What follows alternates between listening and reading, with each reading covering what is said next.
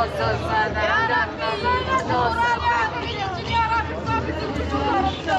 Sağ ol güzel gerçekten gidanlara. Allah size sabır versin. İnşallah Cenab-ı Hak alem sizin ahınızı da yerine koymaz. Allah-u Teala bu annelerin ahını inşallah yerde koymaz.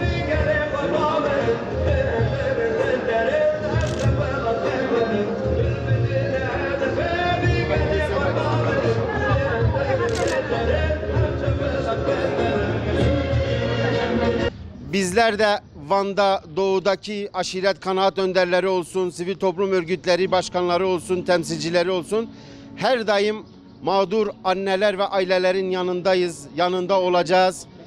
Bizim de temennimiz Allah'tan şu ki, inşallah bir an önce kendi hasret kaldıkları çocuklarına, evlatlarına kavuşmalarıdır.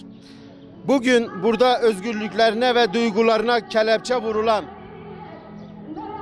evet arkadaşlar şu anda burada bir basın açıklaması yapıyoruz ama maalesef bu kadar acılı annenin burada olması ve arkamızdaki HDP binasının şer odaklarının yüksek sesle müzik dinletmesi ne kadar zor bir durum değil mi? Bakın bu kadar terbiyesizlik olamaz. Yani en azından biraz saygı göstermeleri lazım. Çünkü burada yüreği yanmış anneler var. Ama yine olsun, herkes kendine yakışanı yapacak. Biz burada bugün özgürlüklerine, duygularına kelepçe vurulan annelerin, ailelerin yanında yer almak, acılarına bir nebze de olsa ortak olmak için buradayız.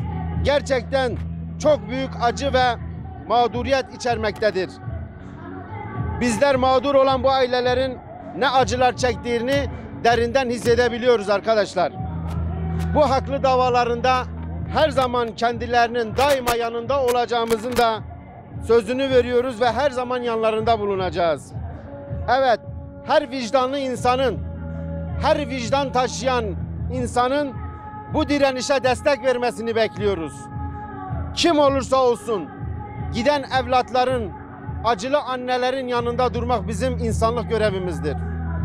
Diyarbakır'da başlatılan, bugün Van'da devam eden birçok yerde mağdur annelerin olduğu bir yerde inşallah umut ediyoruz ki bir an önce dünya da bunu duyar, evlatları da duyar, geri dönüş yaparlar.